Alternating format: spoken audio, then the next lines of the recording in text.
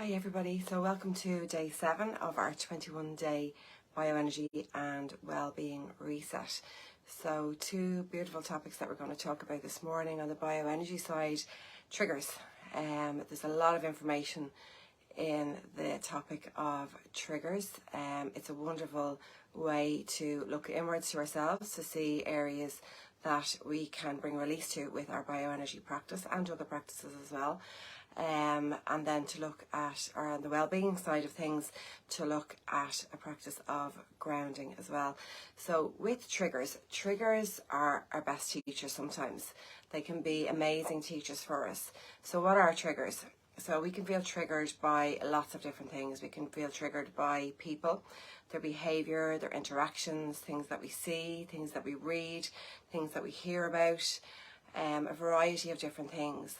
And it's really the key in this is being aware that we are being triggered. That's our first step, our first port of call.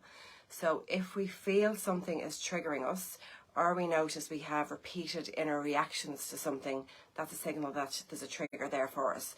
Or, you know, we interact with somebody in particular and or a group of people sometimes, and there can be a certain aspect of that interaction that we feel a certain emotional reaction to, a negative emotional reaction to it.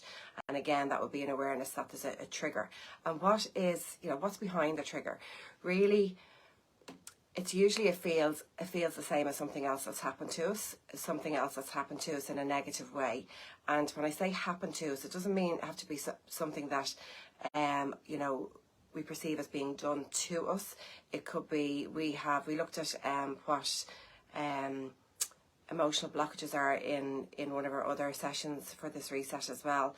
And it's really, if we have locked in something in our systems as a protective mechanism, as a warning signal to ourselves, whatever it is, so locked in maybe a negative emotion, rage, hurt, anger, fear, anxiety, all of these different ones. If we've locked that in, when we have another experience of something in life that feels as if it's the same as that first time, or feels familiar to that first time, or feels familiar to something related to that first time that we had that negative experience and we locked something in and held it within our systems, that's where we can feel triggered. So sometimes we say that, you know, the people around us and the experiences that we're having are a mirror for what's going on inside of ourselves, and it's true, but what does that actually mean? And what it means is exactly what the way I've explained there, is that if we are having a reaction to how somebody is behaving within our life experience, in a negative way, that we're having a negative reaction to that, we need to look, why am I reacting to this? Why am I not feeling neutral and just, you know, being an acceptance of, this is that person's behaviour, they own this, I don't own it, you know, it's theirs, it's not mine. So if we feel that it is impacting on us, that we are feeling sometimes we can feel it as a physical reaction, sometimes we feel it as an emotional reaction, sometimes it can be a mental thought type of reaction, but if we notice how we are reacting to particular situations in our lives or particular interactions in our lives, that type of thing, we notice then to see if we are having a negative experience or a positive experience. And if it's a negative experience, sometimes we just don't want to be in that situation and we can have a choice to remove ourselves. But if we're getting triggered by it, we need to look at then what is the root cause of that trigger. Now, just because we're looking at the trigger doesn't mean that we say then we're going to not remove ourselves from that situation. We have to accept any situation. We always have a choice as to what we want to accept or not accept in our lives. So, or how we want to view what we accept or not accept in our lives. So with the trigger, the most important thing for us is it's a signal, it's a red flag, it's a pointer, it's a map, it's a guide for us to show what's inside of us that is not resonating with alignment, with acceptance, with peace, with feeling centered, with feeling grounded. So if something is making us feel off for whatever reason, we then look to see, right, why am I feeling off with that? You know, what is the root of this? Where has this come from? What was the original instance that, you know, led me to feeling triggered by this current situation? So when we say our outward experience is a mirror of our inward experience, it doesn't always mean that what I see on the outside that's triggering me is the exact same as the first thing that happened to me, you know, in relation to this trigger. It just feels the same.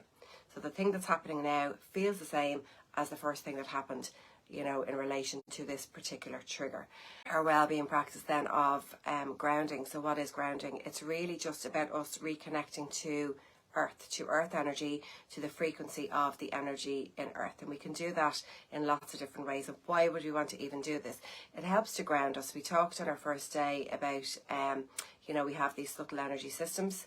And, you know, I suppose if you look at a plug and how we wire a plug as an analogy, we have to earth the plug for it to work. We need to earth ourselves for us to have proper balance, for us to be able to function properly as well. So practices that we can do, well, there's the obvious one of standing outside and connecting to the earth in our bare feet. You know, the types of shoes and stuff that we wear now, we're not always connecting to the earth in that physical way. So we can just stand in a garden or on the beach or, you know, in a patch of grass in a park or whatever it is for about 10 to 15 minutes.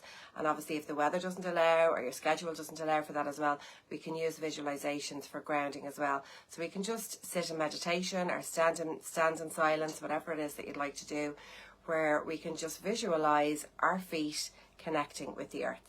And visualize our feet maybe sinking down into the earth within the first 10 to 15 centimeters of the earth. And just taking a few deep breaths in and bringing that practice to your day, you know, or on and off, in and out of your life experience as well, to help you, to support you to feel good. So I hope you get to use that in your day ahead, or, you know, get to use it in your experience, and looking forward to connecting in with you again for our day 8 of our bioenergy and wellbeing reset. Thanks guys. See you soon.